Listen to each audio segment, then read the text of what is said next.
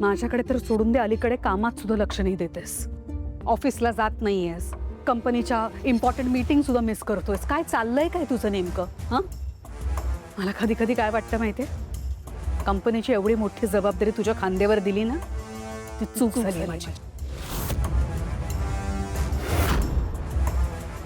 नाही, गैरसमज होतो तुझा. मी आपल्या ऑफिसच्या केबिनमध्ये बसत नसलो तरी माझं सगळं लक्ष आपल्या बिझनेसकडेच आहे.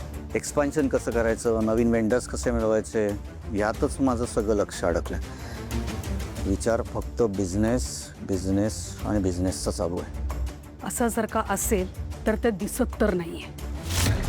मी आणि तुझ्या बाबांनी हा बिझनेस ना खूप मेहनतीने उभा केला आहे.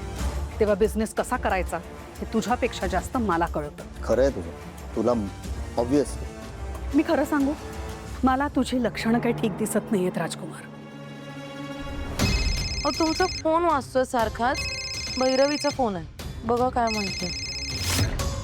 भैरवी? कोण भैरवी? वजे? ती का तुला फोन करते? कट नाही करायचा, फोन उचल, फोन उचल. Hello hello.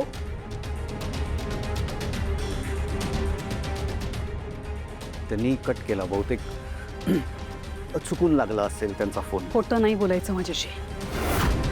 तुला माहिती ती बाई कशी येते. गेल्या वेळेस ती इथे आली होती आणि आपल्या घराचं किती नुकसान करून गेली ती, आठवतंय ना? आपल्या घराची शांतता तिने भंग केली आहे, उद्ध्वस्त करून टाकलं आपलं घर. विसरलास? मला जर का कळलं ना की माझ्या मागे जर का तिच्याबरोबर हात मिळवणी करतोयस तर माझ्यासारखी वाईट मीच असे ना. मी काही एक विसरलेलो नाही आहे. सावली परत आली आहे, तुला माहिती आहे ना? सावली तुझ्या सारंगच्या आयुष्यामध्ये तुला परत पाहिजे काका. ती या घरात सून म्हणून परत यावी असं वाटते का तुला? नाही ना. ती जर सारंगच्या आयुष्यातून आणि या घरापासून कायमची दूर राहावी असं तुला वाटत असेल तर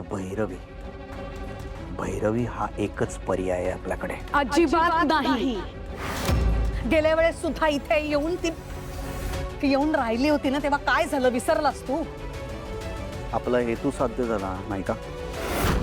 सारंगच्या आयुष्यामधनं सावली कायमची निघून गेली. हो, ती गेली, पण भैरवीमुळे नाही. ती कशामुळे आणि कोणामुळे गेली हे तुला सुद्धा चांगलंच ठाऊक आहे आणि मला सुद्धा. तेव्हा मी तुला पुन्हा एकदा बजावून सांगते, माझ्या मागे जर का तिच्याबरोबर हात मिळवणी केलीस तर याद राख.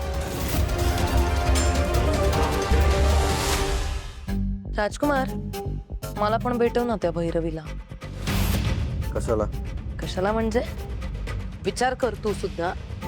जर का तू, मी आणि ती भैरवी आपण तिघं एकत्र आलो तर त्या सावलीचा काटा असं इझिली बाजूला काढून टिकून देऊ शकतो.